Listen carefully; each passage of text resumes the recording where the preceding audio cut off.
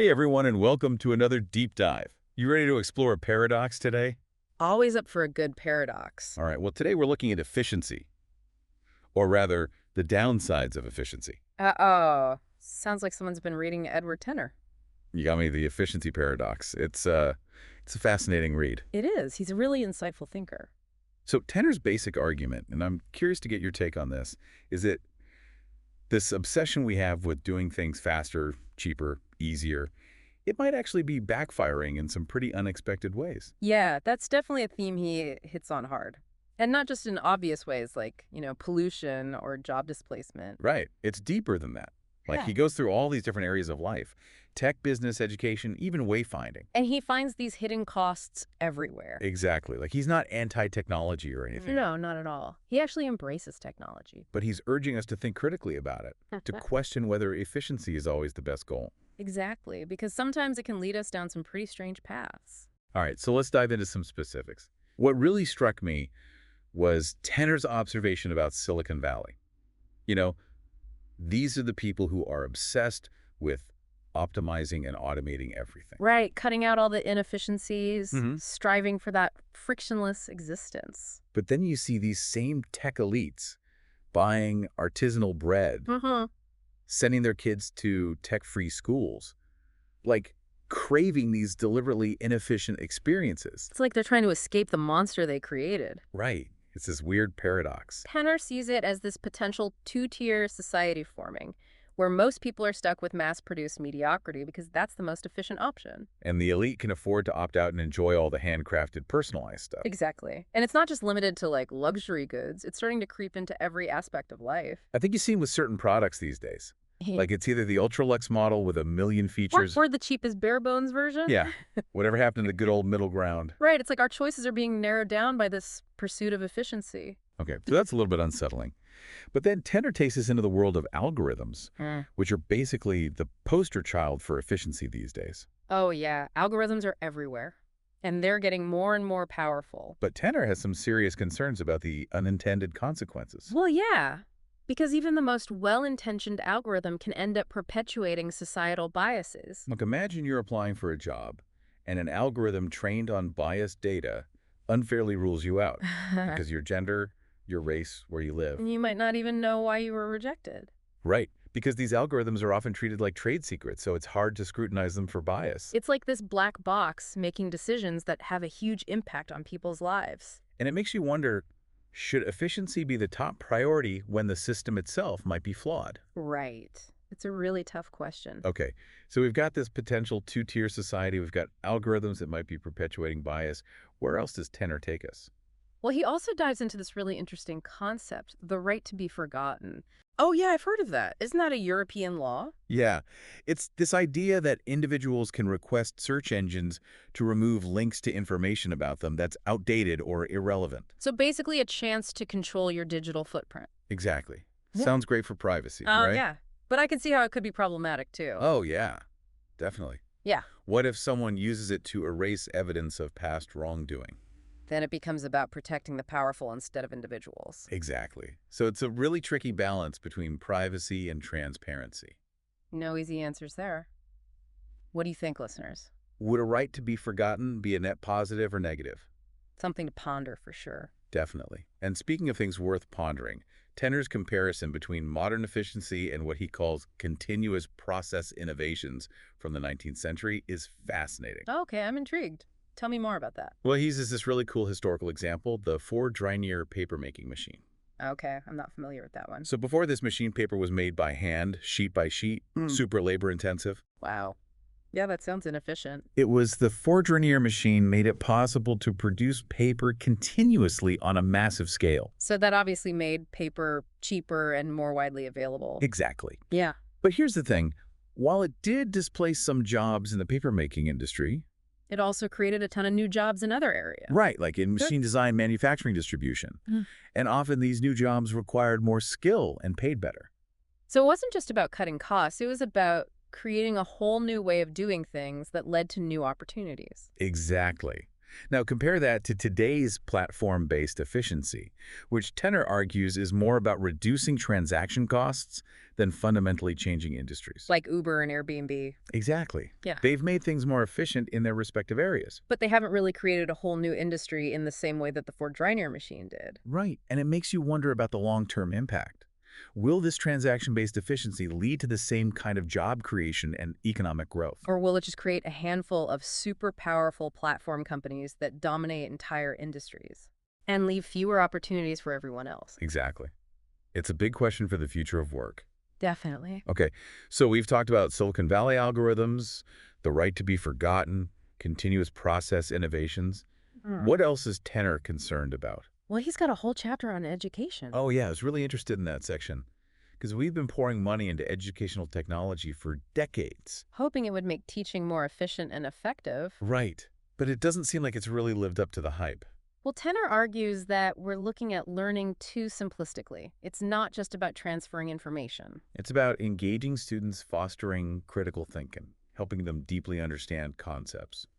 And technology can't do all that on its own. No, a tool, not a solution. Exactly. He actually brings up this really funny anecdote about Thomas Edison. The light bulb guy. Yeah, Edison actually predicted that film would replace textbooks by 1935. Wow, talk about a bad prediction. But it shows how long we've been obsessed with using technology to fix education. And it makes you wonder, has technology actually made you a better learner?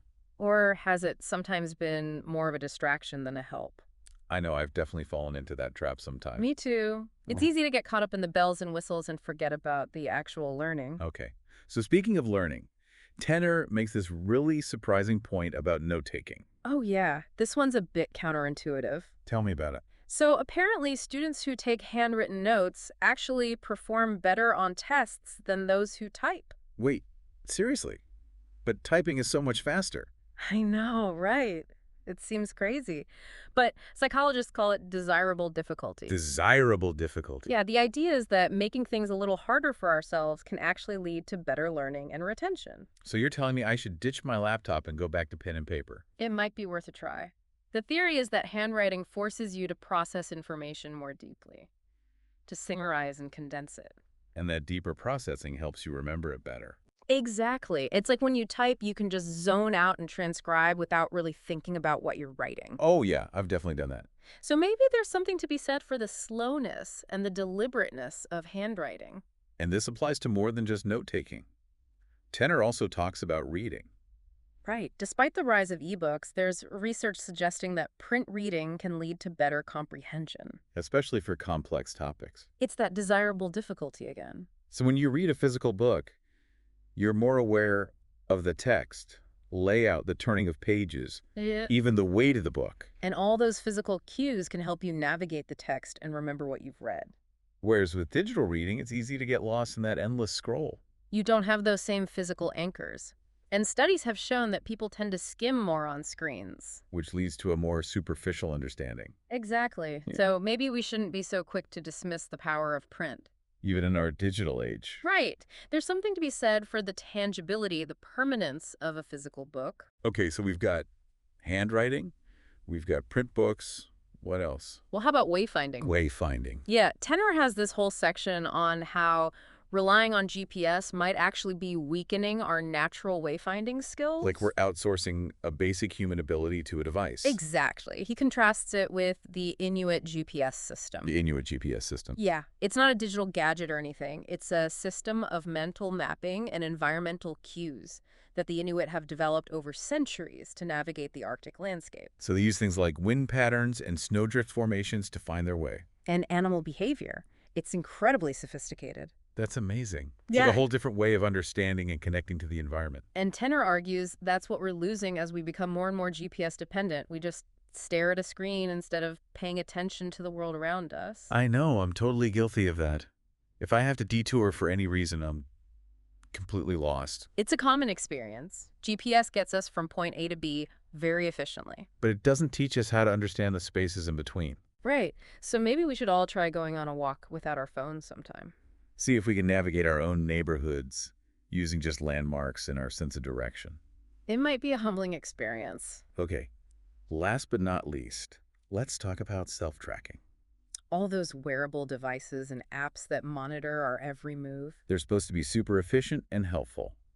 But Tenor points out some potential downsides Well, for one thing, all that self-tracking can lead to anxiety. and this obsessive need to quantify every aspect of your life. Right. It's like you're constantly being judged and evaluated, even by yourself. And then there's the whole issue of data privacy. Right. What happens to all that data we're generating about ourselves? Employers could use it to monitor productivity. Insurance companies could use it to set premiums. Governments could use it for surveillance. It's kind of a slippery slope. So are we sacrificing our privacy and autonomy in exchange for the convenience of self-tracking?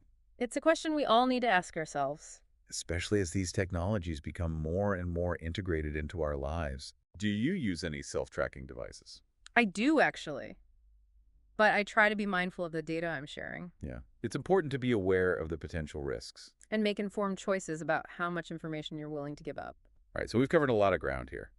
Silicon Valley algorithms, the right to be forgotten, continuous process innovations, education, handwriting, print books, wayfinding self-tracking. Tenor really takes us on a whirlwind tour of the downsides of efficiency. And it's not like he's saying we should reject efficiency altogether, No, it's a tool. It can be very useful. but it's not the answer to everything. And sometimes embracing a little inefficiency can actually be a good thing. Okay, well, this has been a really thought-provoking conversation. I agree. It's definitely made me rethink some of my own assumptions about efficiency. Me too. And we've only just scratched the surface of the efficiency paradox. There's so much more to explore. So stay tuned for part 2 of our deep dive. We'll delve deeper into Tenor's strategies for navigating this complex issue. And explore what a more balanced approach to efficiency might look like. Can't wait. Me neither. All right. So before we went too deep down that self-tracking rabbit hole, we were talking about how Tenor isn't saying efficiency is bad, just that maybe we need to be a bit more strategic about it. Right. Like, it's not about ditching all technology and going full Luddite. Yeah. It's about recognizing that efficiency has its limits. And sometimes embracing a little inefficiency can be the smarter move. Okay. I like that, strategic inefficiency. Yeah, that's what he calls it, putting in a bit more time or effort up front to get bigger rewards later on. So playing the long game instead of always looking for the quick win. Exactly. And that applies to individuals as well as companies. So for companies, that might mean investing in research and development, even if it doesn't lead to immediate profits. Or focusing on building strong relationships with their employees and customers, even if things move a little slower. Right. It's like those companies that are so obsessed with short-term profits that they cut corners and sacrifice quality. And it ends up hurting them in the long run. Exactly. Okay, so strategic inefficiency makes sense. But Tenor also talks about this other concept, frictionless friction. And honestly, that one kind of lost me. Yeah, it sounds a little cryptic, but it's actually a pretty simple idea. Okay. Help me out here. So the basic idea is that sometimes making things too easy actually makes us less capable in the long run. Okay, I'm starting to see where you're going with this. Like, think about power steering in cars. It makes turning the wheel so much easier, but it also reduces our feel for the road. Which can make us less skilled drivers overall. Exactly. Or those meal kit delivery services that send you all the pre-portioned ingredients and step-by-step instructions. Oh yeah, those are super convenient. They are. But you end up never really learning to cook for yourself, to experiment with flavors, to really understand food. So we're trading long-term skill development for short-term ease. Exactly. And Tenor thinks we need to be wary of this tendency to eliminate all friction from our lives. Because we need a certain amount of challenge to learn and grow and develop our skills. Right. It's like our muscles need resistance to get stronger. Okay, that makes sense. So how do we push back against this tendency to over-optimize everything?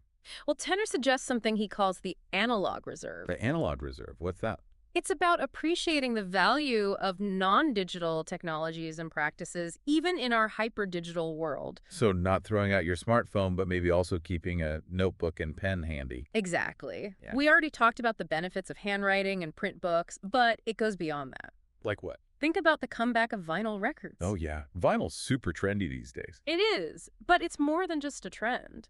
In a world of digital streaming, vinyl offers this richer, more tactile listening experience. It's like you're more engaged with the music. Exactly, and it's not just nostalgia. There's a depth and a richness to these analog experiences that you just don't get in the digital realm. I could see that. So what else would fall under the analog reserve? Well, how about board games and card games? Okay, yeah. I love a good board game night. Right. In a world dominated by screens, they offer this chance to connect with people face to face, to build social skills, to even exercise your brain in a different way. It's like a digital detox, but for your whole life. Exactly. And Tenner's point is that we shouldn't be so quick to digitize everything. Sometimes the analog approach is just better, even if it seems less efficient on the surface. Okay, so we've got the analog reserve. Yeah. What other strategies does Tenor offer for pushing back against this efficiency trap? Yeah. He also talks about the power of productive serendipity. Productive serendipity. That sounds like an oxymoron. It kind of is, but the idea is that those unplanned encounters, those unexpected discoveries, they can be incredibly valuable. But isn't efficiency all about planning and eliminating wasted time? That's the thing. We need to leave some space for chance encounters, for detours, for distractions. Because those moments of unexpected insight or inspiration often come when we're not trying to be hyper-efficient. Exactly. So maybe it's good to shake things up sometimes. Take a different road to work. Chat with a stranger. Browse a bookstore without a specific book in mind. You never know what you might stumble upon. And it's not just about finding new information. It's about opening yourself up to new possibilities, new ways of thinking, new connections. Right. It's about embracing the unexpected. Okay, so productive serendipity. I like it. What else? Well, this one might be a bit harder to swallow in our instant gratification culture. But Tenner also talks about the importance of delayed gratification. Delayed gratification. Ah, That's a tough one. it is. We live in a world where we expect everything on demand. But Tenner argues that this constant need for instant satisfaction, it can actually make us less happy in the long run. Okay. Yeah, I can see that. It's like that saying, the best things in life are worth waiting for. Think about the anticipation leading up to a vacation or a big event.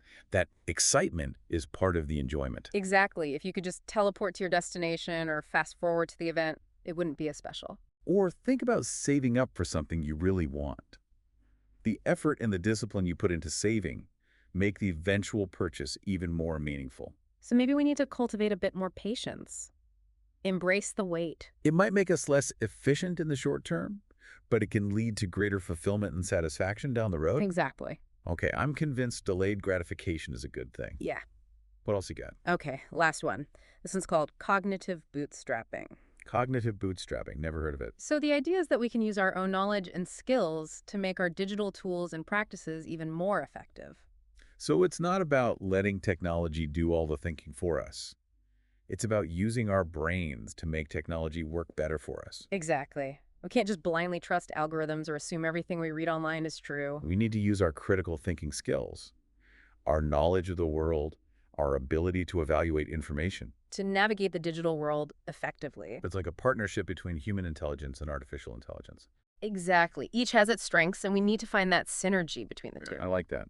Okay, so to sum it all up, Tenner's book is really about recognizing that efficiency is a tool, not a goal in itself. It's about finding the right balance between efficiency and other values, like creativity, resilience, social connection. And sometimes embracing a little inefficiency can actually be the smarter, more fulfilling choice. Exactly. Now, before we wrap up our deep dive into the efficiency paradox, there's one last, maybe even a little bit unsettling point Tenner brings up that I want to explore. Okay, I'm all ears. Hit me with it. He suggests that this relentless pursuit of efficiency might actually be contributing to a decline in our overall well-being. Whoa, that's a heavy thought. How so?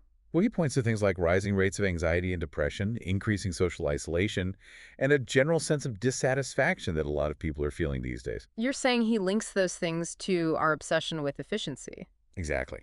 He thinks that when we're constantly striving to optimize our lives, to do more in less time, to eliminate any wasted effort, We end up feeling stressed, overwhelmed, and disconnected from the things that truly matter. so we're so focused on doing that, we forget how to just be. Right. And we sacrifice things like relaxation, social connection, even the simple joy of doing things for their own sake, not because they're productive. It's like we're all on this treadmill of efficiency, running and running, but never getting anywhere. And Tenner argues that this constant optimization isn't just making us less happy, it's also making us less adaptable and resilient. Because if we're always fine-tuning our lives for a very specific set of circumstances, we're less equipped to deal with unexpected challenges. Right, we become more fragile, more easily thrown off balance. Which is pretty scary when you think about how complex and unpredictable the world is becoming. Definitely. So how do we break free from this efficiency trap? How do we reclaim our time, our attention, our well-being? Well, Tenor doesn't offer any easy fixes, but he suggests we start by questioning our assumptions about efficiency. Is it really serving us as well as we think it is? And maybe we need to be more willing to slow down, simplify, reconnect with the things that give our lives meaning and purpose. It's about finding that balance between doing and being, between striving and savoring, between optimizing and actually living. Exactly. It's about remembering that efficiency is a means to an end, not an end in itself. Yeah, it's a tough balance to strike, especially in our go-go-go culture. It is. But it's worth striving for, I think. Definitely. So as we wrap up our deep dive into the efficiency paradox, I want to leave our listeners with one final thought, a challenge based on Tenor's work. Okay, I'm all ears. He argues that true progress isn't just about getting things done faster or cheaper. It's about more than just efficiency. Right. It's about finding that sweet spot between efficiency and values like equity and sustainability. Human happiness. Exactly. He really pushes us to examine our own lives and ask, where could we benefit from a little more inefficiency? Ooh, that's a good one. Where could we slow down, simplify, maybe even prioritize people and relationships over profits and productivity? It's a question that's been rattling around in my head ever since I read this book. Yeah, me too. It's a powerful question. And I think the key takeaway here is that we don't have to reject efficiency altogether. Right. It's a tool. It can be very useful. But it's not the answer to everything. And sometimes choosing that less efficient path might be the most important decision you make. So that's it for our deep dive into the often surprising world of efficiency. Keep exploring, keep questioning those assumptions, and keep diving deep.